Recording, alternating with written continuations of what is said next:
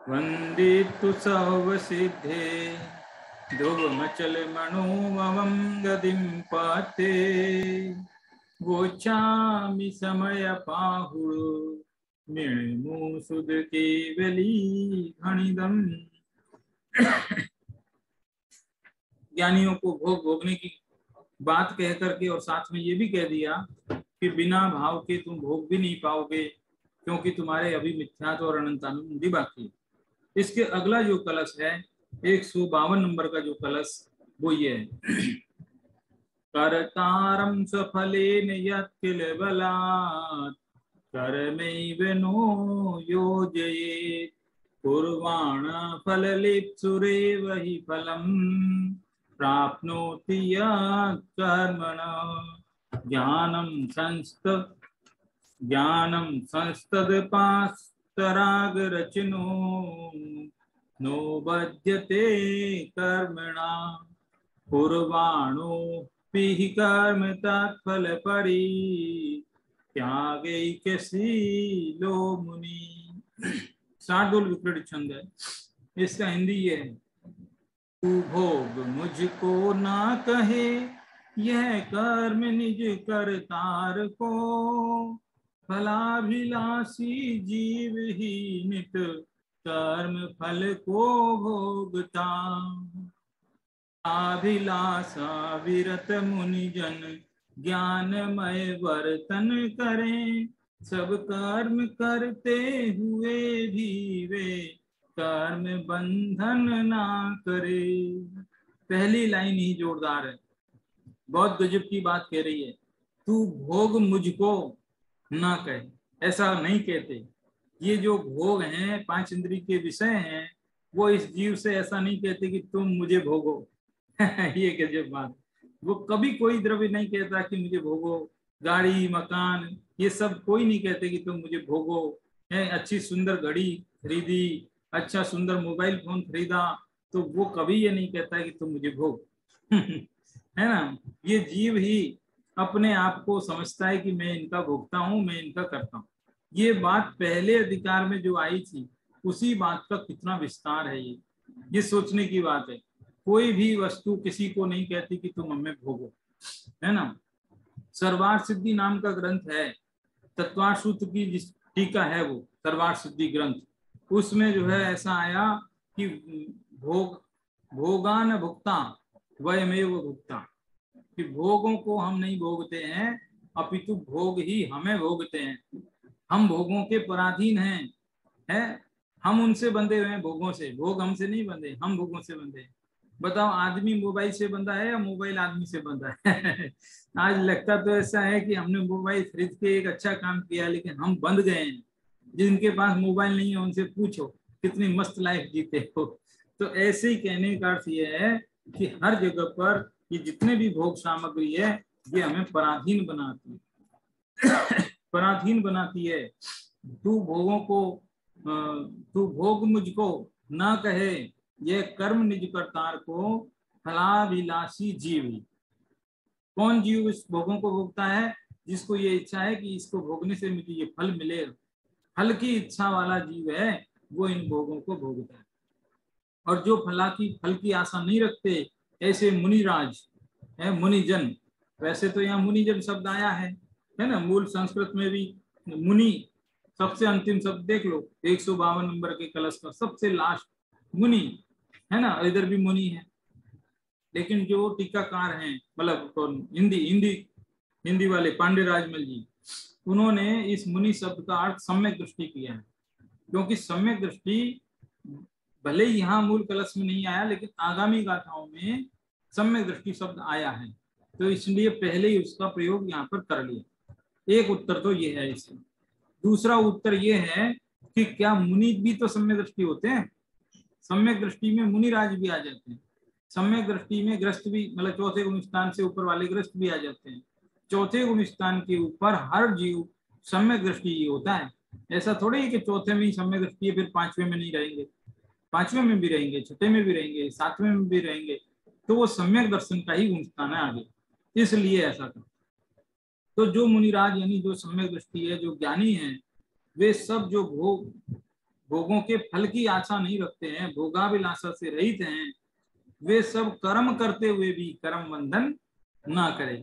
फिर कर्म करते रहें तो भी उनको कर्म बंधन नहीं होता, क्योंकि उनके वास्तव में उसकी अभिलाषा नहीं है। निरभिलाष होकर के क्रिया करते हैं वो। निकांक्षित, गीता में भी तो कहते हैं ना कि तुम कर्म करो, फल की इच्छा मत करो। हालांकि उस बात में भी क्या कमी है ये बात भी यहाँ पर आएगी अभी, है ना। लेकिन कहने का अर्थ इतना तो निश्चित हो गया कि फल की आशा मत करो। और सम्यक दृष्टि के जो 8 अंग होते हैं, पहला निशंकित है, दूसरा निकांक्षित है, फिर निर्विचिकित्सा है, मूढ़ दृष्टि है, ऐसे जो 8 अंग होते हैं उनमें दूसरा अंग है, उसका नाम है निकांक्षित। कांक्षा मतलब चाहना, अभिलाषा, और निकांक्षित यानी निरभिलाषा, कोई प्रकार की आशा नहीं है, क्योंकि उनको पता है भोगों में सुख है कहाँ, सुख तो आत्मा में है, तो वो भोगों को क्यों चाहेंगे। दूसरा एक बात बताई थी, वेद्य वेदक भाव का भी संबंध नहीं बैठता है। वेद्य वेदक भाव का मतलब भोगने की इच्छा हो तब भोग सामग्री नहीं होती है, और जब भोग सामग्री होती है तो इच्छा नहीं होती है। इसलिए कुल मिलाकर उनकी मैचिंग बैठती नहीं है। ये बात सम्यक दृष्टि भली भांति जानता है, इसलिए भी वो उसको नहीं चाहे। ऐसे है ना। अभी देखो, इसलिए अब इसका जो है पांडे राजमल जी द्वारा जो अर्थ किया गया है वो वाला पढ़ता हूं सिर्फ। जिस प्रकार किसी जीव के अशुभ कर्म के उदय से, ये एग्जाम्पल है जबकि है तो सिद्धांत, लेकिन एग्जाम्पल के रूप में इसको यूज किया है कभी कभी ऐसा भी होता है, हम आचार्य क्या करते हैं, एग्जाम्पल के रूप में एक सिद्धांत को ही रख देते हैं। जैसे इसी समय सार में 9वें 10वें नंबर की जो गाथा है, शुरुआत में बिल्कुल 9वें नंबर की, 9वें 10वें नंबर की, वहां पर प्रकरण तो चल रहा था निश्चय व्यवहार नयों का, नयों का स्वरूप समझा रहे थे, और एग्जाम्पल में उन्होंने ले लिया श्रुत केवली तो कई लोग तो ये समझ ही नहीं पाते कि ये श्रुत केवली का प्रकरण बीच में कहां से आया, क्यों आया दरअसल क्या है ना कि उस श्रुत केवली का प्रकरण नहीं है, श्रुत केवली तो एग्जाम्पल है, प्रकरण तो निश्चय व्यवहार नयों का है। और वो उस श्रुत केवली के एग्जाम्पल से ये समझा रहे कि व्यवहार ने श्रुत केवली किसे कहेगा और निश्चय ने किसे कहेगा मतलब एग्जाम्पल है वो, लेकिन सिद्धांत को एग्जाम्पल बना देते हैं ऐसे ऐसे ही यहाँ पर सिद्धांत को एग्जाम्पल बनाया। क्या बनाया कि जैसे कोई जीव के अशुभ कर्म के उदय से रोग, शोक, दारिद्र्य आदि होते हैं, कोई दरिद्र है, दुखी है, रोग है। अब बताओ कोई चाहता है क्या रोगी होना, दुखी होना, होते हैं, क्या करे, मजबूर है। उन्हें छोड़ने को जीव बहुत प्रयत्न करता है, परंतु अशुभ कर्म के उदय से नहीं छूटता। बताओ, छोड़ना भी चाहते हैं लेकिन अपने हाथ में थोड़ी है, जब तक कर्म का उदय तब तक रहेगा। ये एग्जाम्पल है ये सिद्धांत होते हुए भी एग्जाम्पल है अभी। नहीं छूटता, इसलिए भोगना पड़ता, मजबूरी में भोगना पड़ता है ना। हम चाहते नहीं है बीमार पड़ना, लेकिन बीमार हो जाते तो क्या करें, रहना ही पड़ता है। जब तक बुखार नहीं उतरेगा तब तक क्या करें, चाहे तो खुश होके रहो चाहे दुखी होके रहो, लेकिन भोगना तो पड़ता है। ऐसे ही उसी प्रकार सम्यक दृष्टि जीव, अब सिद्धांत आया है, अभी तक तो एग्जाम्पल था, अब सिद्धांत आया। उसी प्रकार सम्यक दृष्टि जीव के पूर्व में अज्ञान परिणाम के द्वारा बांधा है जो साता रूप अथवा असाता रूप कर्म है, दोनों ही कर्म है, उसके उदय से अनेक प्रकार की विशेष सामग्री होती है, उसे सम्यक दृष्टि जीव दुख रूप अनुभव करता है, छोड़ने का बहुत ही प्रयत्न करता है। बताओ, हम तो क्या करते हैं, दुख रूप सामग्री को छोड़ना चाहते हैं, सुख रूप को पकड़े रहना चाहते हैं, लेकिन सम्यक दृष्टि सुख रूप और दुख रूप दोनों ही अवस्थाओं से निर्लेप है, वो दोनों ही सामग्री की इच्छा नहीं है, फिर भी अनेक प्रकार की विशेष सामग्री, उसे सम्यक दृष्टि जीव दुख रूप अनुभवता है, छोड़ने का बहुत प्रयत्न करता है, परंतु जब तक छपक श्रेणी चढ़े तब तक छूटना असत्य है, छूटता नहीं है। इसलिए भोगता तो है लेकिन परवश भोगता है, परवश होकर भोगता है, हृदय में अत्यंत विरक्त है, इसलिए अरंजक है, राग युक्त नहीं है। अरंजक मतलब राग वाला नहीं है, राग वाला नहीं है, इसलिए भोग सामग्री को भोगते हुए भी कर्म का बंध नहीं निर्जरा। ये बात जो है कितने रीति से, कितने तरीके से, किस किस प्रकार से समझाई जा रही है, ऐसा हमारे साथ बहुत होता है जीवन में जैसे मान लो कोई नजदीकी रिश्तेदार है, अब उससे क्या होता है कि हर घर में एक जैसी स्थिति होती है अब वो शादी में जाना नहीं चाहता, लेकिन जो सोचता है मैं नहीं जाऊंगा तो चार लोग क्या कहेंगे, है मेरी समाज में क्या बात होगी, तो जाता तो है लेकिन मन मार कर जाता, तो वो जाना तो वास्तव में जाना नहीं है। तो इसी तरह से हम जो है अपने परिणामों से तोलें कि हमारे परिणामों में कितना धर्म है। ये धर्म का संबंध अपने परिणाम और परिणामों से भी नहीं है देखा जाए तो उसके भी आगे अभिप्राय में है। ये बात टोडरमल जी ने भी बताई थी। देखो क्या होता है, कभी कभी परिणाम तो बहुत अच्छे होंगे और हम लगेगा कह रहे देखो मैंने तो बहुत अच्छे मन से सब काम किया था, लेकिन भाई किस उद्देश्य से किया वो तो सोचो। हम जैसे मान लो भगवान का भजन करते हैं, भक्ति करते हैं, पूजा करते हैं, तो हम बहुत अच्छे मन से करते हैं, नहा धोकर स्वच्छ कपड़े पहनकर खूब प्रसन्न मन से और अच्छी तरह से चावल वावल जो कुछ चढ़ाना होता है भगवान को, फल फूल जो भी सब ले जा करके सब चढ़ा देते हैं खुशी खुशी। और जब घर आके पूछते बताओ तुमने पूजा ठीक से की कि हाँ बराबर की, मन प्रसन्न था कि हाँ बराबर था, परिणाम अच्छे थे कि हाँ अच्छे थे। लेकिन किस कारण से की पूजा, अरे वो व्यापार में क्या बहुत दिनों से फायदा नहीं हो रहा है, एक ज्योतिषी ने बताया था, ज्योतिषी ने बताया था कि तुम मंदिर जी में इस तारीख में जाओ, शुभ मुहूर्त है, वहां पूजा करो अच्छे मन से, तो तुम्हारा व्यापार में वृद्धि होगी। अब बताओ, अब बताओ वो परिणामों का फल लगेगा? परिणाम तो अच्छे थे ना, अच्छे हैं, बहुत अच्छे परिणाम। लेकिन उन अच्छे परिणामों का भी अब फल नहीं लगेगा। देखो समझ में आई बात, थोड़ी सी गंभीर बात है। मैं फिर से स्पष्ट करता हूँ थोड़ा संक्षेप में। हमने अभी तक ये सुना कि फल परिणामों का मिलता है, लेकिन अब बात बदल गई और भी ज्यादा आगे बढ़ गए हम। परिणामों का फल तो लगता है, लेकिन परिणामों से भी बड़ी चीज है अभिप्राय। यदि आपके अभिप्राय में कुछ लौकिक भोग सामग्री की आकांक्षा है, मेरा ये हो जाए, मेरा वो हो जाए। किसी ने कहा भाई देखो तुम तीर्थ जाना, और जब तीर्थ जाओ तो किसी भी प्रकार का मन में थोड़ा सा भी क्षोभ मत करना, खेद खिन्न मत होना, किसी बात से परेशान मत होना। यदि हो गए ना तो तुम्हारा सब फेल हो जाएगा। तो बताओ आदमी जाएगा तो खुशी खुशी, लेकिन उसके मन में ये अभिलाषा है कि मैं खुशी खुशी करूंगा तो देखो मेरे घर में ये काम हो। बताओ, इस इच्छा से ही ज्यादातर जगत धर्म करता है। धर्म करते समय पर भी उसको लौकिक सुख भोग आकांक्षा जागती है, इसलिए धर्म नहीं होता है। पूजा करते हुए भी, भजन करते हुए भी, भक्ति करते, तीर्थ यात्रा करते हुए भी धर्म नहीं होता है। ये बात चल रही है। ठीक है ना। और यदि हम मान लो अभिप्राय ठीक है, अभिप्राय ठीक है, तो फिर जैसे भी परिणाम है उनका भी फल ठीक ठाक होता है। परिणाम का मतलब ये नहीं कि बिल्कुल खराब हो जाए, मतलब परिणाम बहुत ज्यादा भी अच्छे ना हो, बुरे भी ना रहे तो भी चलेगा, लेकिन परिणाम बहुत अच्छा होना चाहिए। ये वो सॉरी परिणाम नहीं, अभिप्राय, अभिप्राय अच्छा होना चाहिए। अब जो ये 152 नंबर का जो कलश है बहुत सीधा सरल है। कलश तो अपने आप में सीधे होते हैं, इसलिए बहुत ज्यादा इसमें कुछ बात नहीं। लेकिन इस कलश का पंडित बनारसी दास जी ने जो हर बार अनुवाद करते थे वैसा अनुवाद नहीं किया, बल्कि वो इसके अर्थ को पहले खुद आत्मसात किए, खुद समझ लिए, फिर अपने शब्दों में उसको अलग अलग तरीके से लिखा उन्होंने। तो क्या लिखे, कई छंद लिख दिए उन्होंने।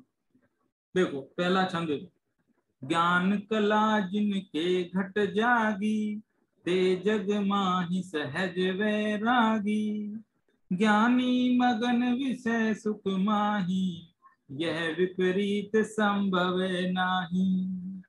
ज्ञान कला जिनके घट जागी, जिनके घट यानी जिनके अंतर में, जिनके अंतरंग में ज्ञान कला यानी सम्यक ज्ञान उत्पन्न हो गया है, ते जग माही सहज वैराग्य, वे इस जगत में वैराग्य रूप रहते हैं। दो काम एक साथ नहीं हो सकते कि विषय भोग भी भोगते रहे और मोक्ष भी चले जाए। भोगने का मतलब राग पूर्वक भोगना। तो वे जगत में सहज वैराग्य, देखो सहज शब्द लगाया वैरागी के पहले, उसका मतलब है विराग, वैराग को जबरदस्ती खींच के नहीं किया है। कई लोग जबरदस्ती खींच के वैराग ले लेते हैं। कि नहीं नहीं आज तो बिल्कुल भोजन नहीं करूंगा, आज तो मैं ये ऐसा करूंगा। जबरदस्ती वैराग नहीं, जो वैराग होता है वो सहज होना चाहिए।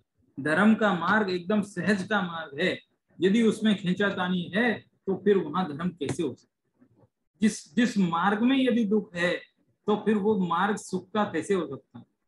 मोक्ष तो सुख है ना, और उस सुख के मार्ग में यदि है, मतलब सुख का जैसे मोक्ष रूप सुख है, उस मोक्ष के मार्ग में दुख कैसे आएगा? है जहां जाना है तो मार्ग से ही वो चीजें होने लगती है।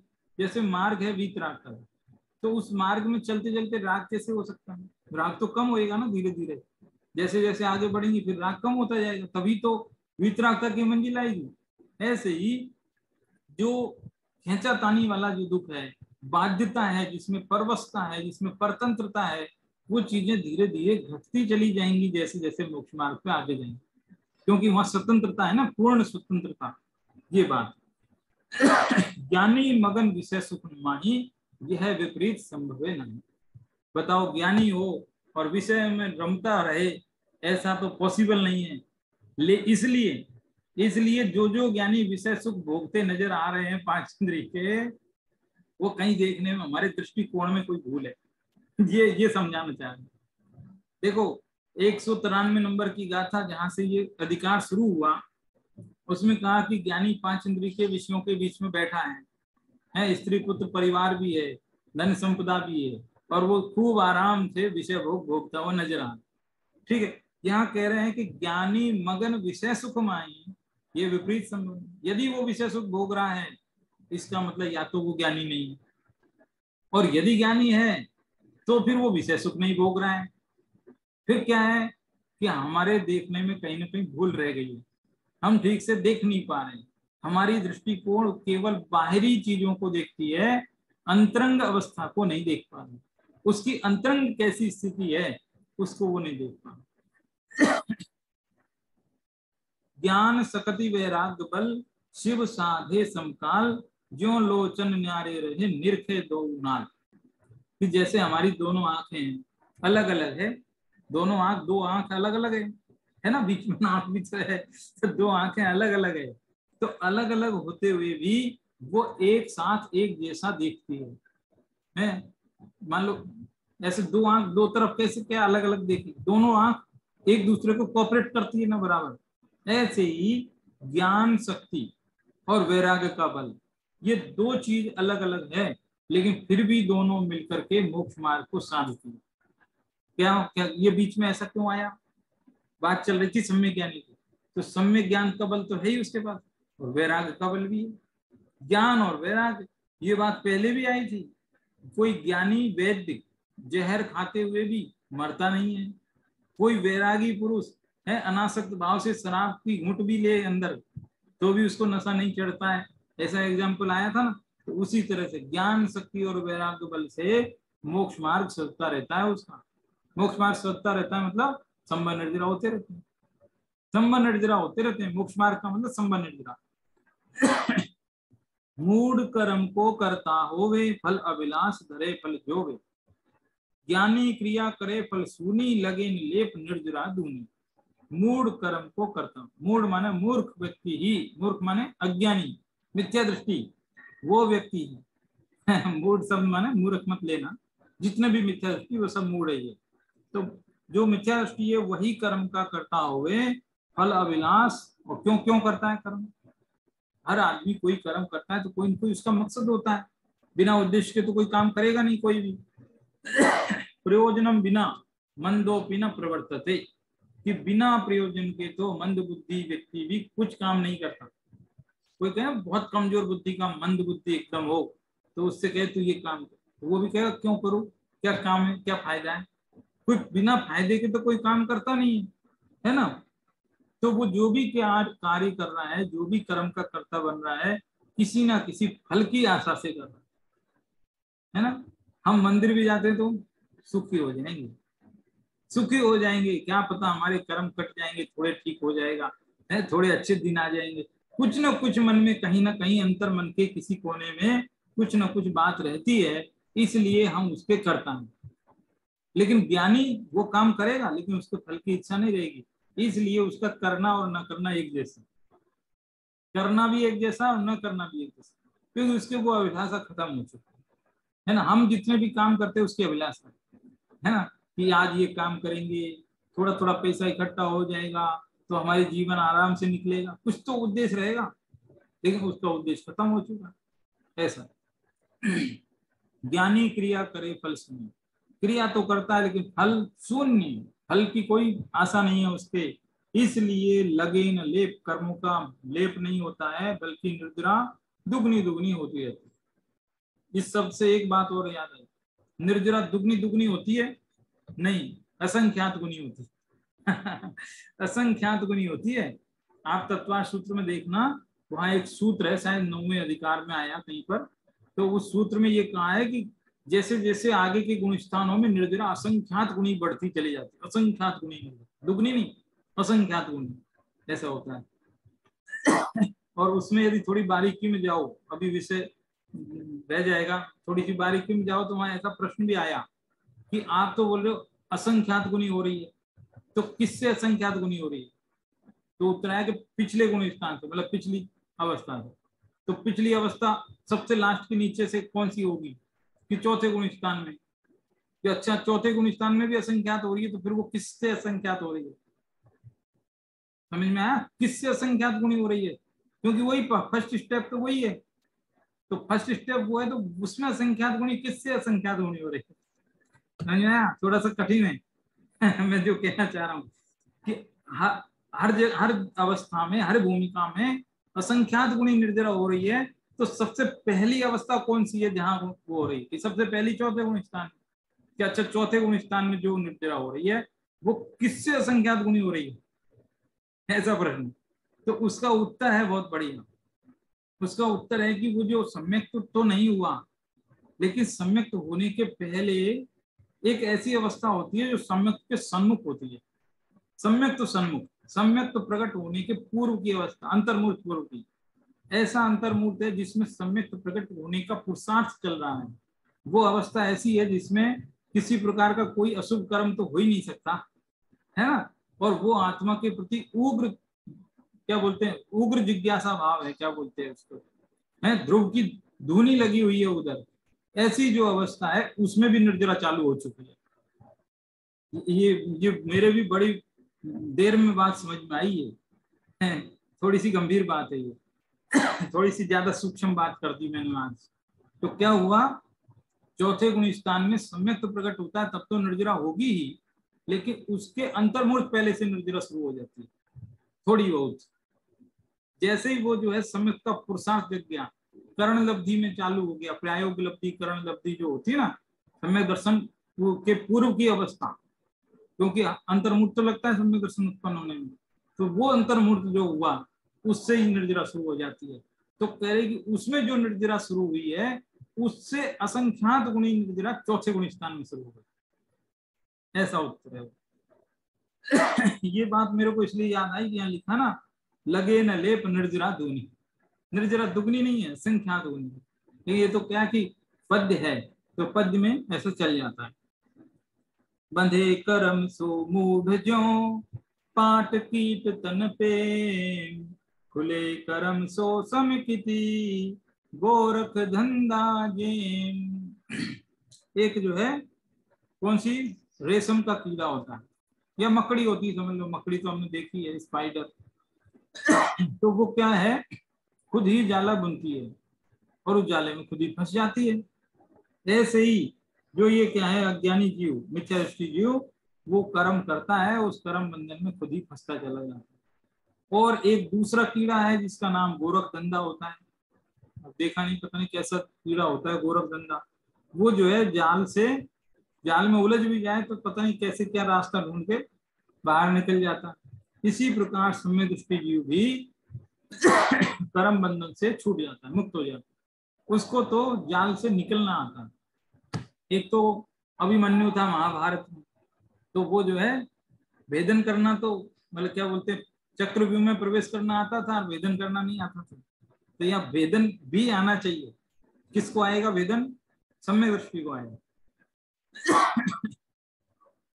चक्रव्यूह में प्रविष्ट होना वो तो मिथ्या दृष्टि का लक्षण हुआ, और चक्रव्यूह से निकलने की कला आनी वो जो है सम्यक दृष्टि का लक्षण है। ऐसा है ये, ठीक है। अब देखो इसमें ये जो आया ना कि तू भोग मुझको, और ये क्या बोलते हैं, कर्म, कर्म करना, ज्ञानी कर्म नहीं करता। तो यहाँ कर्म शब्द का अर्थ क्या समझना, वो 8 कर्म है ना, तो ज्ञानावर्णी दक्षिणावर्णी, वो वाले नहीं समझना, वो वाले कर्मों की बात नहीं है। हम जो भी क्रिया करते हैं, खाने पीने जो भी है, वो क्रिया, उस क्रिया को यहाँ कर्म के अर्थ में लिया है। ये निर्जरा अधिकार है, इसमें निर्जरा की बात चल रही है। अब देखो पेज नंबर 274 है हिंदी की किताब में, और नीचे से 5वीं लाइन में पढ़ता हूँ। उसमें जो बात कही है जरा उसको मैं गीता के संदर्भ में समझाऊंगा। अज्ञानी ऐसा कहता है कि काम तो करो, सुन लेना आप ध्यान से। अज्ञानी क्या कहता है, अज्ञानी लिखा, ज्ञानी नहीं, ध्यान से है। अज्ञानी ऐसा कहता है कि काम तो करो पर अनासक्त भाव से करो। काउंटिंग हो गई ये है ना बहुत। अज्ञानी ऐसा कहता है कि काम तो करो पर अनासक्त भाव से करो, पर उसका यह कहना ठीक नहीं है, क्योंकि उसके इस कथन में कर्तृत्व की गंध आती है। करो क्यों, जब भोग नहीं सकते तो कर्तृत्व कैसे? कर्तृत्व और भोक्तृत्व तो एक ही सिक्के के दो पहलू हैं। जब कर नहीं सकते तो भोग नहीं सकते, भोग नहीं सकते तो कर नहीं सकते, दोनों ही चीजें अलाउ नहीं है। जबकि आत्मा तो परद्रव का करता धरता ही नहीं, ऐसी बात। ये लाइन में पता नहीं कहने का अर्थ क्या होता है। कई चीजें ऐसी है जो एक जैसी से दिखती हैं, सोना भी पीला दिखता है और पीतल भी पीला दिखता है, लेकिन जो पर पारखी होता है वो पहचान लेता है कि दोनों में से खरा कौन है, किसकी कीमत ज्यादा है। ऐसे ही गीता की बातें भी, समय साहिब की बातें भी, और सांख्य दर्शन की बातें भी, वेदांत की भी बातें सब एक जैसी ही दिखाई देती है। थोड़ा थोड़ा ही डिफरेंस है, बहुत कम है ना, लेकिन उनमें जो है बहुत सूक्ष्म विश्लेषण, सूक्ष्म बात है। आत्मा में ज्ञान है, ये बात तो वैशेषिक मत की हुई, और आत्मा ही ज्ञान है, ये जैन दर्शन की बात है। थोड़ा गंभीर है बात। फिर से देख लो भाई, सेंटेंस फिर से बोलता हूँ, आत्मा में ज्ञान है, ये वैशेषिक मत की बात, और आत्मा ही ज्ञान है, ये जैन दर्शन की बात। जैन विद्वान भी, मैं भी मतलब, और दूसरे भी कई लोग अपने व्याख्यानों में खूब कहते हैं कि आत्मा में ज्ञान है, आत्मा में ज्ञान है। छोटे बच्चों को भी यही सिखाते हैं आत्मा में ज्ञान है, लेकिन वास्तव में आत्मा में ज्ञान नहीं है, है? आत्मा में ज्ञान हुई तो फिर आत्मा अलग और ज्ञान अलग, दो चीज अलग हुई फिर, ऐसा वैशेषिक मत का मानना है। और इसी कारण से वैशेषिक दर्शन में आत्मा को अचेतन माना है। सुन के ताज्जुब होगा आपको, आत्मा उनके यहाँ अचेतन है। उन्होंने कहा कि आत्मा है तो अचेतन, लेकिन जो ज्ञान है ना उसको उसमें डाल देते हैं आत्मा में। ज्ञान को आत्मा में डाल देते हैं तो आत्मा चेतन बन जाती है। इसका मतलब ज्ञान को अलग किया जा सकता है, ज्ञान अलग है आत्मा अलग है, ऐसी मान्यता है उनके यहाँ, अपने यहाँ वैसी नहीं ऐसा। ठीक है, तो ये बात समझ में आई। अब इसके आगे देखो, एक पैराग्राफ अगला पढ़ो।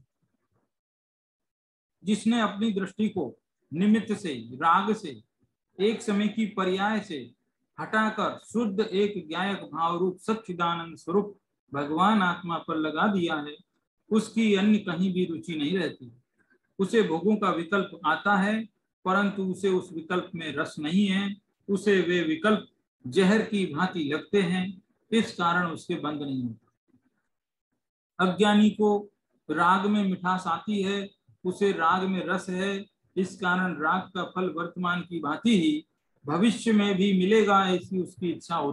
देखो ये सेंटेंस है ना, जब तक आधा पढ़ेंगे गड़बड़ हो जाएगी। ये सेंटेंस को वापस शुरू से पढ़ता हूँ।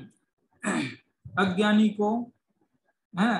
को राग में मिठास आती है, उसे राग में रस है, इस कारण राग का फल वर्तमान की भांति भविष्य में भी मिलेगा, ऐसी उसकी इच्छा नहीं होती। पहले सेंटेंस को ऐसा लग रहा है कि क्या कह रहे, फिर लास्ट में नहीं ये गलत, ऐसे ऐसी उसकी इच्छा होती है।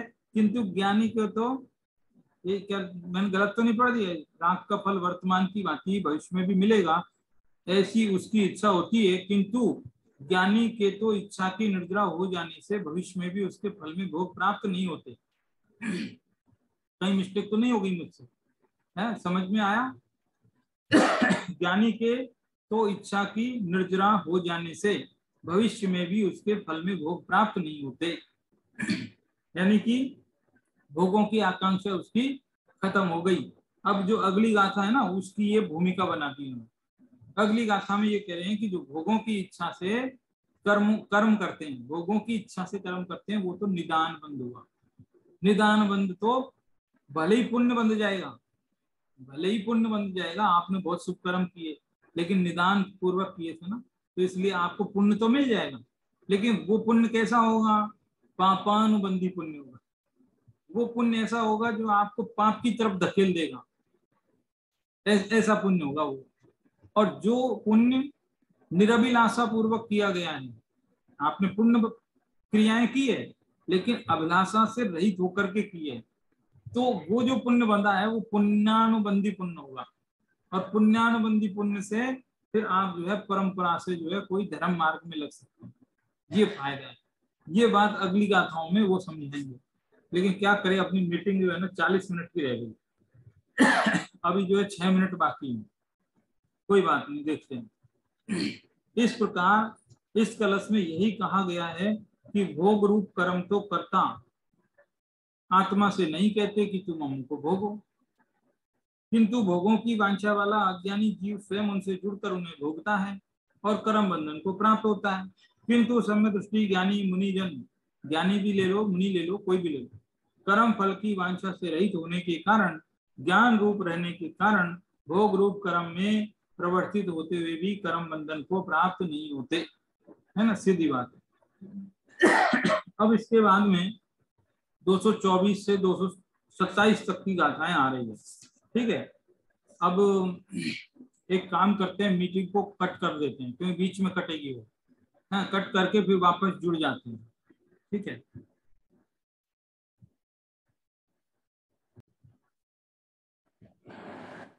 अब इसके बाद जो है अगली जो गाथाएं आती है, वो गाथाएं क्या है, जरा उनकी चर्चा करते हैं। देखो, ये गाथाएं मैं सबसे पहले आपके सामने शेयर करता हूँ।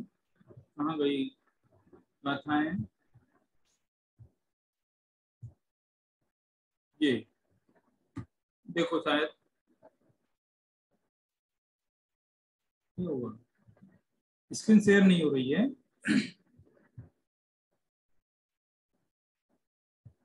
चलो कोई नहीं, आपके पास भी किताब है, स्क्रीन शेयर हो नहीं रही है, क्या बात है, देखते हैं। शायद देखते हैं, चलो किताब से ही पढ़ देता हूँ।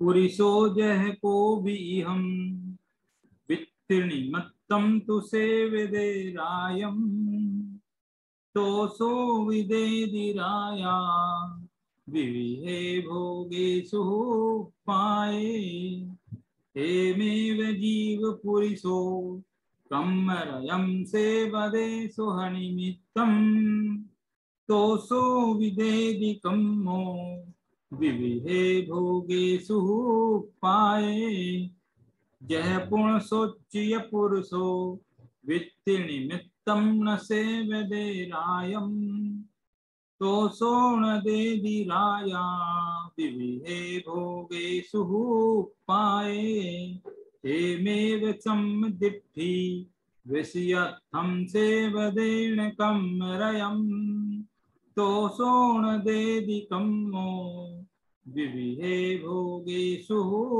पाये।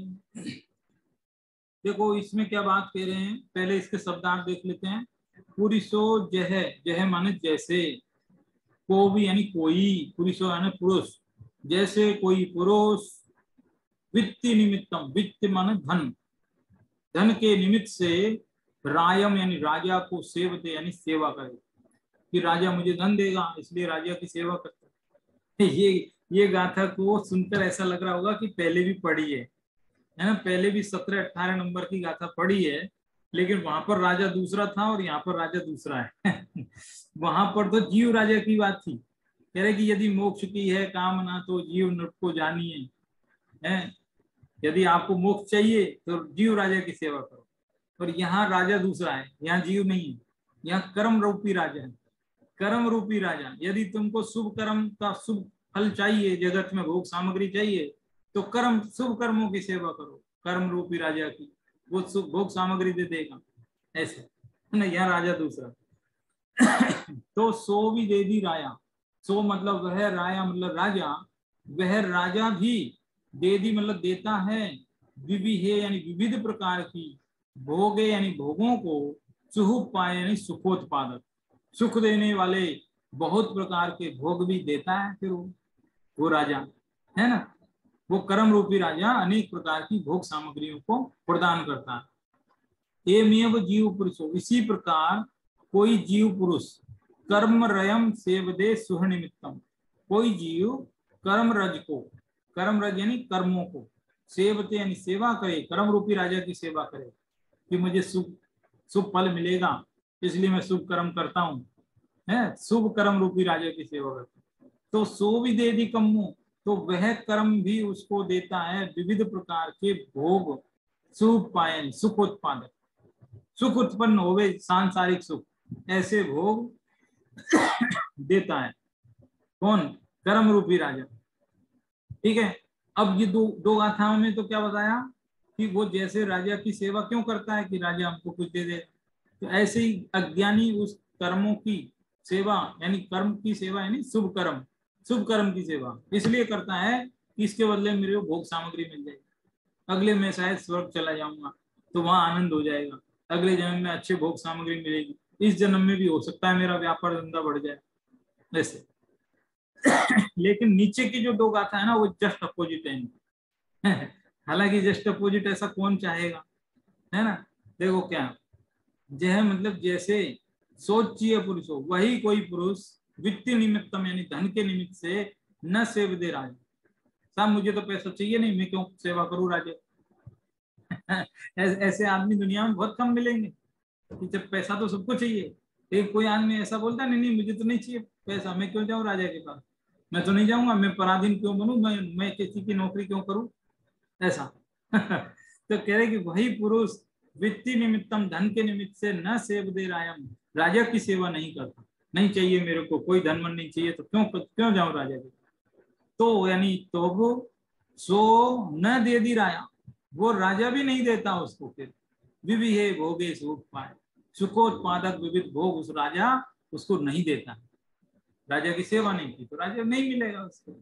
एवमेव, अब ये ऐसी बात कौन करेगा जगत से उल्टी बात, सम्य दृष्टि करेगा, तो एवमेव सम्य दृष्टि, इसी प्रकार से सम्यक दृष्टि विषयत्थम यानी विषयों के लिए भोग सामग्रियों के लिए न सेव दे न बाद में लिखा लेकिन पहले लगा लेंगे है, न सेव दे नहीं सेवा करता, कम रयम यानी कर्म रज की, कर्म रूपी राजा की सेवा नहीं करता क्योंकि मुझे चाहिए नहीं, तो यानी तो सोण दे दी कम्मो, तो वो कर्म राजा भी उसको नहीं देता, विविध प्रकार के भोगोत्पादक सुखोत्पादक भोग नहीं देता।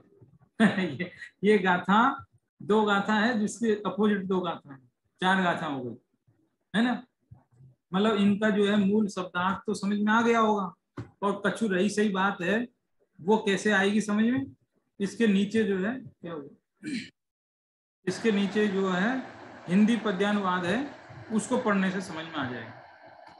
आजीविका के हेतु नर जो नृपति की सेवा करे, तो नृपति भी सब तरह उसके लिए सुविधा करे, इस ही तरह जब जीव सुख के हेतु सेवे कर्म रज, तो कर्म रज भी सब तरह उसके लिए सुविधा करे, आजीविका के हेतु जब नर नृपति सेवा ना करे, तब नृपति भी उसके लिए उस तरह सुविधा ना करे, क्यों कर्म रज सेवे नहीं जब जीव सुख के हेतु से, तो कर्म रज उसके लिए उस तरह सुविधा ना करे। एकदम सरल बात है कि कोई कहे कि देखो मुझे तो पैसा चाहिए और मैं राजा की सेवा करूंगा तो पैसा मिल जाएगा, है ना, और मिल भी जाता है, उसी प्रकार ये अज्ञानी जीव सोचता है कि देखो भाई मुझे तो 5 इंद्रिय के भोग चाहिए, गाड़ी बंगले चाहिए, मुझे तो जगत में देखो धन बैंक बैलेंस सब चाहिए, है ना, तो मैं क्या करूंगा, मैं भगवान की भक्ति करूंगा, उससे हो सकता है मेरे को ये सब मिल जाए, है ना। तो इस तरह से वो तो शुभ क्रियाएं करता है अज्ञानी। और लेकिन जो ज्ञानी सम्यक दृष्टि जीव है वो कहता है देखो मुझे ये सब नहीं चाहिए, मुझे ये सब नहीं चाहिए तो मैं क्यों करूं सेवा, मैं तो नहीं करूंगा शुभ क्रियाएं। शुभ क्रियाएं करनी पड़ती है वो बात अलग है, लेकिन मैं उनको ऐसे नहीं करूंगा, मुझे फल लेने के लिए नहीं चाहिए। आपको ये बात अटपटी लग सकती है कि ऐसा कौन कहेगा दुनिया में, लेकिन ऐसे एक दो उदाहरण मेरे पास हैं। एक है कल्याण मुनि का। कल्याण मुनि थे, सम्राट सिकंदर आया था। सम्राट सिकंदर यूनान से जब आया तो उसने सुना था कि भारत में ऐसे ऐसे महान तपस्वी, महान ज्ञानी, ये जो जैन संत होते हैं वो बहुत ज्ञानी होते हैं। तो उसने एक संदेशा भेजा, कल्याण मुनि थे पास में, उनको भेजा कि जाओ कल्याण मुनि को बुला के ले आओ, हम सम्मान करेंगे उनका, एकदम आदर से अपने साथ लेके जाएंगे, उनकी बहुत पूरी ख्याति हो जाएगी। तो एक आदमी गया कल्याण मुनि के पास कि साहब आपको हमारे सम्राट बुला रहे हैं, आप चलिए। हमको नहीं जाना।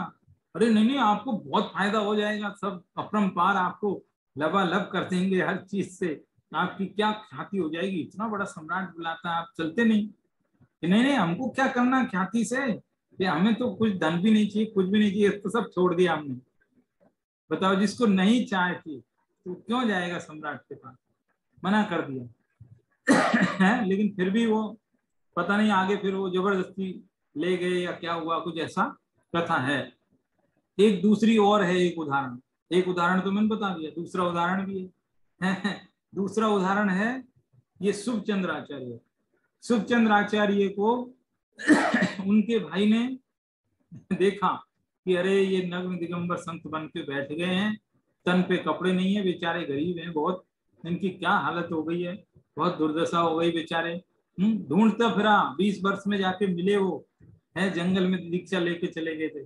तो देखा कि 20 वर्ष में इनकी हालत तो बहुत खराब हो गई, और मैंने इन 20 सालों में बड़ी मेहनत करके रसायन शास्त्र सीख लिया, सोना बनाने की कला सीख ली, और वो सोना बनाने का जो रस है वो रस मैं इनको गिफ्ट में भेज दूंगा मेरे भाई को, ये जो है उस रस से कुछ थोड़ी सी दरिद्रता दूर हो जाएगी इनकी। तो वो बड़े करुणा करके अपने भाई के प्रति प्रेम आया, और वे घड़े में जो है रस भिजवाया। तो रस भिजवाया तो उन्होंने उस रस को घड़े को पटक दिया, और वो पत्थर पर गिर का फूट गया, घड़ा सारा रस बह गया, मिट्टी में मिल गया। तो उन्होंने माथा पकड़ लिया, भाई ये क्या किया, मैंने तो 20 साल में जाके ये रस बनाया, तुमने इसको पटक दिया। फिर पटक इसलिए दिया, हमें चाहिए नहीं ये भोग सामग्री। जिसको भोग सामग्री नहीं चाहिए वो शुभ कर्म क्यों करेगा, बताओ, है ना। तो ये बात समझाई जा रही है ना। 17वीं 18वीं गाथा में तो राजा हमारा जीव था, जीव राजा, जो क्या दे सकता था, मोक्ष दे सकता था। यहाँ राजा है कर्म रूपी राजा, जो हमको भोग सामग्री दे सकता है। ये फर्क है गाथा में, ठीक है। तो इस प्रकार से इन गाथाओं में सिर्फ इतना बताया कि यदि हमको फल की इच्छा है तो कर्म करें, और फल की इच्छा नहीं है तो क्यों कर्म करें। ज्ञानी के फल की इच्छा रही नहीं है तो फल बेचारा वो फल की इच्छा से तो करता नहीं है, वो तो मजबूरी में करता है। कि कैसी मजबूरी, उसके भी मजबूरी है, हाँ उसके मजबूरी है। क्या मजबूरी है, 2 प्रकार की मजबूरी है। एक तो उसके पुरुषार्थ की कमजोरी की मजबूरी है, कि वो अपनी आत्मा में टिक नहीं पाता, ज्यादा समय बाहर आ जाता है, ये पहली तो मजबूरी ये है उसकी। दूसरी मजबूरी ये है कि पूर्व कर्मों का उदय है, वो पूरा हिसाब उसका पूरा करना पड़ेगा। तो ये दोनों चक्कर में वो जो है इस कर्म को करता जरूर है, लेकिन फल की आकांक्षा से नहीं करता। ये पॉइंट थोड़ा सा बदल गया है यहाँ पे, है ना, फल की आकांक्षा से नहीं करता। अब ये जो गाथा है ना, इन गाथाओं के बाद की जो गाथाएं आने वाली है, उन गाथाओं में सम्यक दृष्टि के जो 8 अंग हैं, निशंकित, निकांक्षित, निर्विचिकित्सा, अमूढ़ दृष्टि, उनके ऊपर एक एक गाथा लिखी हुई है। 8 गाथाएं हैं। उसके बाद उन 8 गाथाओं की समाप्ति के साथ ही ये निर्जराधिकार समाप्त होएगा फिर ऐसा। तो इसमें क्या है, आपको इतनी बात समझ में आ गई कि ये जीव कर्म रूपी राजा भोग सामग्री देता है। क्या होता है, हम सबकी मतलब अधिकांश जीवों की ये कहानी है कि कि वो कोई भी पूजा पाठ करेंगे, कोई भी धार्मिक अनुष्ठान करेंगे, तो उसमें इच्छा ये रहती है कि मेरा ये हो जाए, मेरा ये हो जाए, मेरा काम सिद्ध हो जाए। अरे हे भगवान, मेरा बेटा जरा एग्जाम चल रही है उसकी, थोड़ा मतलब कुछ भी, कहीं भी कोई चीज भी हो सकती है ना। तो हम ज्यादातर जितनी भी बातें करते हैं वो लौकिक सांसारिक अभिलाषाओं से करते हैं, इसलिए वो वास्तव में निदान बंद की बात है। एक बात तो ये हुई, ये सीधा सीधा अर्थ तो अमृत चंद्र आचार्य का हुआ जो अभी तक बताया, लेकिन जैसे आचार्य ने इसके अर्थ को थोड़ा सा और खोल दिया, उन्होंने दो मीनिंग इसमें से निकाले और दोनों मीनिंग के लिए अलग अलग एग्जाम्पल भी दिए। इन गाथाओं की टीका में जरा जैसेन ने बाजी मार ली हर बार तो अमृत चंद्र आचार्य की टीका थोड़ी सी आगे रहती थी, इन गाथाओं की टीका थोड़ी जैसेन आचार्य की थोड़ी एक्सप्लेन ज्यादा उसमें आगे। तो जैसेन आचार्य ने इसका दो अर्थ किए। एक अर्थ तो उन्होंने जो कर्म, कर्म माने 8 कर्म वाला, एक अर्थ तो वो ले लिया, और दूसरा अर्थ जो क्रिया के अर्थ में जो कर्म हम बोलते हैं वैसा अर्थ ले लिया। तो दो अर्थ ले लिए। अब देखो दो अर्थ कैसे घटित होंगे। पूर्व कर्म का उदय आया, अभी भी आ रहा है हमारे, तो पहले के कर्म के उदय में ये जीव रंजित हो जाता है, राग युक्त हो जाता है, उसी में लीन हो जाता है। तो ये हो गया उस कर्म की सेवा करना, एक मीनिंग तो ये ले लिया। और दूसरा मीनिंग क्या ले लिया कि देखो मैं ऐसे ऐसे अच्छे अच्छे काम करूंगा ना समाज में, तो मेरे को इज्जत मिलेगी, है ना। तो एक तो क्रिया के अर्थ में कर्म ले लिया, दो अर्थ कर दिए, है ना। एक तो पूर्वबद्ध कर्मों का उदय आना और फिर उस उदय में लीन हो जाना, वो भी कर्म रूपी राजा की सेवा है। और दूसरा अर्थ यह है कि आगामी कर्म मेरे अच्छा बंधे, इस बात के लिए मैं अच्छे अच्छे काम करूं, वो भी कर्म रूप राजा की सेवा है। तो दो मीनिंग हो गए। अब इन दोनों मीनिंगों में भी अलग अलग एग्जाम्पल भी दो लगा दिए, तो उससे वो बात बड़ी जोरदार हो गई और उनकी टीका बहुत अच्छी बन गई, कहने का अर्थ है।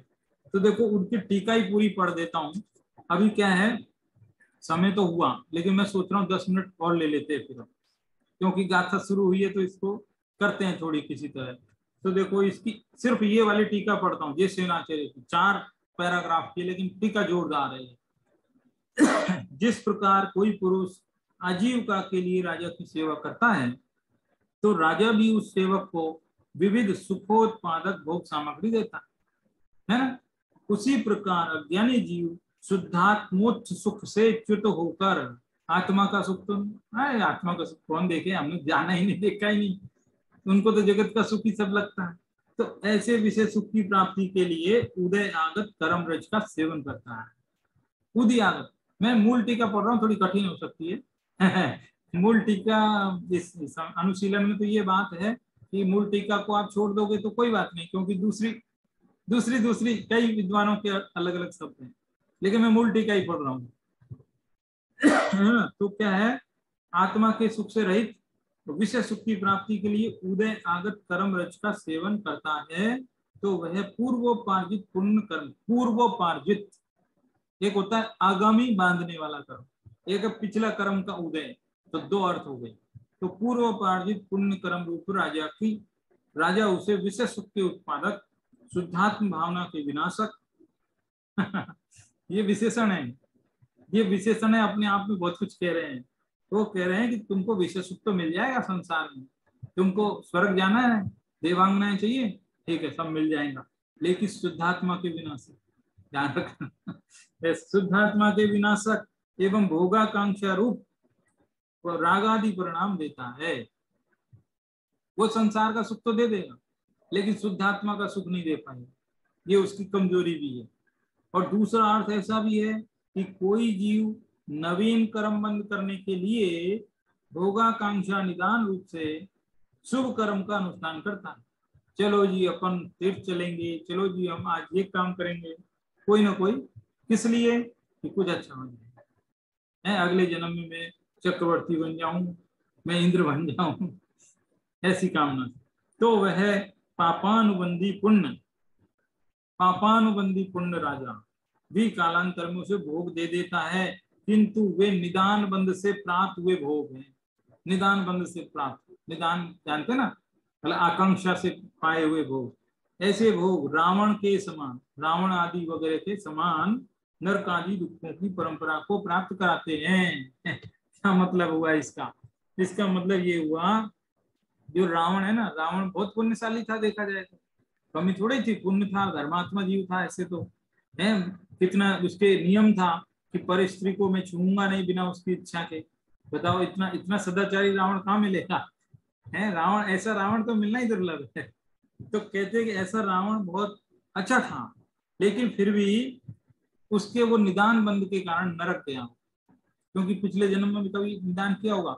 अब देखो, इसमें टीका तो लिख दी, लेकिन इस टीका को समझने के लिए प्रथमान योग की बातें भी जानना जरूरी है। अब इसको समझना हो ढंग से कि निदान बंद कैसे हुआ उस रावण के, तो फिर हमको क्या करना पड़ेगा, प्रथमान योग के ग्रंथों में रावण का पद्म पुराण पढ़ना पड़ेगा। उस पद्म पुराण में रावण के पूर्व जन्म की बात आई होगी कभी, तो वो उसने कैसे निदान बंद किया वो बात आई होगी कहीं, तो वो पढ़ना पड़ेगा। वो मेरे को भी ध्यान नहीं है, मतलब कभी कभी आचार्य ऐसा सूक्ष्म बात भी बताते हैं, उसके लिए वहां से पढ़ना पड़ता है। तो ये बात है, कैसे निदान हुआ वो तो पता नहीं, लेकिन निदान हुआ इसको जानना हो तो पद्म पुराण में आई होगी ये बात, ऐसा। और यदि वही पूर्वक पुरुष आजीविका के लिए राजा की सेवा नहीं करता है तो राजा भी उसे विविध सुखोत्पादक भोग सामग्री नहीं देता है। सेवा नहीं करेगा तो क्यों देगा? इसी प्रकार सम्यक दृष्टि जीव शुद्धात्म भावना से उत्पन्न वीतरागी सुख से च्युत होकर, यानी अपने शुद्धात्मा के सुख को तो छोड़ते नहीं वो, उसको छोड़कर, कहने का मतलब उसको छोड़कर विषय सुख के लिए उदय आगत कर्म रज की सेवा नहीं करता, यानी उसमें उपादेय बुद्धि नहीं करता है, उसमें मगन नहीं होता है, तल्लीन नहीं होता है, ठीक है। तो वह कर्म भी उसे विषय सुख के उत्पादक और शुद्धात्म भावना के विनाशक भोगाकांक्षा रूप राग आदि परिणाम नहीं देता, उसके राग नहीं होता है। मतलब कहने का अर्थ, जिस कर्म का उदय आया है उस कर्म में वो लीन नहीं होता है, इसलिए उसकी शुद्धात्म भावना का सुख तो बना रहता है, भोगाकांक्षा का सुख नहीं बना रहता है। ये अर्थ है। थोड़े से कठिन शब्द हैं ये, मूल टीका है ना इसलिए। अब ये तो एक अर्थ हुआ, एक अर्थ हुआ, ये आदि टीका हुई है। आदि टीका कैसे हुई? उदय आगत कर्म की बात हुई अभी। अब है नवीन कर्म बंधन के लिए कौन कौन सी क्रिया कर रहे हैं, उसका दूसरा अर्थ है। तो दूसरा अर्थ ऐसा है कि वही सम्यक दृष्टि जीव निर्विकल्प समाधि के अभाव से, निर्विकल्प समाधि में हर वक्त थोड़ी रह सकते, अभाव से असत्यानुष्ठान होने से विषय कषाय से बचने के लिए, कठिन शब्द है, आपको कठिन लगे तो बीच में पूछ लेना है। अब हम लोग को संस्कृत पढ़ने से ये फायदा हुआ कि ये कठिन शब्द थोड़े थोड़े समझ में आ जाते हैं, ऐसा है। असत्यानुष्ठान, असत्यानुष्ठान का मतलब है, मतलब कोई रास्ता नहीं है, कोई अल्टरनेट व्यवस्था नहीं है, क्या है ना, अशक्य है, संभव नहीं है, ऐसा होने से विषय कषाय से बचने के लिए क्या करे, हर वक्त आत्मा में रह नहीं सकते और कोई रास्ता है नहीं अपने पास, तो क्या करे, विषय से बचने के लिए यद्यपि व्रत शील दान पूजा आदि शुभ कर्म का अनुष्ठान करता है तो भी लोकाकांक्षा रूप निदान बंध से उस पुण्य का अनुष्ठान नहीं करता। निदान बंध नहीं, उसके ये नहीं कि नहीं मुझे बहुत अच्छा कुछ मिलेगा। देखो, शुभ कर्म तो कर रहा है ज्ञानी भी, लेकिन वो इसलिए नहीं कर रहा कि इसके बदले मुझे कुछ अच्छा मिले, बल्कि इसलिए कर रहा है कि ये नहीं करूंगा तो पाप करना पड़ेगा। मजबूरी है, मतलब वो उस विकल्प से अल्टरनेट रास्ता नहीं है, इसके लिए कर रहा है, ठीक है। और वह पुण्यानुबंधी पुण्य, अब जो उसने पुण्य क्रिया की ना, पाप से बचने के लिए मजबूरी में की, कोई भविष्य के सुख तो चाहिए नहीं, तो अब ऐसा निरभिलाष अभिलाषा से रहित होकर के की गई जो क्रिया है वो निदान बंध का कारण नहीं है। निदान, और फल तो मिलेगा, फल भी मिलेगा, यदि वो चाहता, चाहे या न चाहे, लेकिन फल तो मिलेगा। अज्ञानी ये भूल कर रहा है, वो चाहता है, मतलब वो न चाहेगा तो भी फल तो मिल जाएगा, और वो चाह करके उल्टा पाप बांध लिया। देखो ना, घाटे का सौदा है वो, समझ में आई बात? फल तो मिलेगा, चाहो या मत चाहो। तो अज्ञानी, अज्ञानी तो घाटे में रह गया, और ये ज्ञानी है ना फायदे में रह गया। कैसे फायदे में रह गया? कि उसने फल तो नहीं चाहा, लेकिन फिर भी उसको फल मिला, मिला। और वो फल कैसा था? निदान बंध का नहीं था, इसलिए वो पुण्यानुबंधी पुण्य था, पापानुबंधी नहीं था। ये फायदा हो गया उसके, ठीक है। अब देखो, पुण्यानुबंधी, पुण्यानुबंधी कर्म भवांतर में, आगामी जन्मों में धीरे धीरे धीरे धीरे वो तीर्थंकर, चक्रवर्ती, बलदेव आदि के अभ्युदय रूप से उदय में आते हुए भी पूर्व भाव में भावित भेद भावना के बल से, भेद विज्ञान की भावना के बल से सुख, विषय सुख के उत्पादक शुद्धात्म भावना के विनाशक और भोगाकांक्षा के निदान रूप रागादि परिणाम के समान नहीं देता। किसके समान? भरत आदि के समान।